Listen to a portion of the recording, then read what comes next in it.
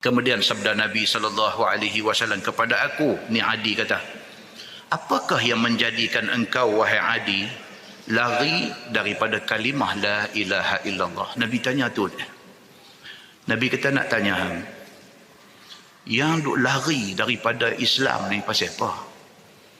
Yang duk lari daripada kalimah la ilaha illallah ni pasal apa? Bila tentera Islam pergi surround keliling kawasan dia lari. Nabi kata lari pasal apa? Kami bukan orang jahat. Kami bukan nak buat naya orang. Kami bukan jenis zalim. Kami pergi nak seru hampa supaya mentauhidkan Allah. La ilaha illallah. Tidak ada Tuhan melainkan Allah. Kalau sekiranya kami mai tidak disambut dengan perang, maka berdamai. Nabi kata yang lari daripada la ilaha illallah ni pasal apa? Nabi kata, tidakkah mau engkau mengesahkan Allah di dalam hatimu? Nabi tanya. Tu ayat yang Nabi guna tu. Hang tak maukah kami nak ajak hang supaya mengesahkan Allah? Tak maukah? Tidak maukah kamu berikrar di lidahmu?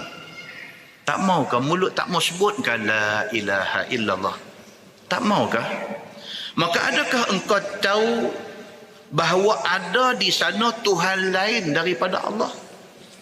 Nabi tanya dia, ataupun hang percaya kata ada satu Tuhan yang hang duk sembah yang lagi power daripada Allah? Nabi tanya dia. Bila didengar oleh Adi bin Hatim akan sabda Nabi SAW yang demikian itu, maka dia pun kata, qala qultu la summa takallama sa'ah.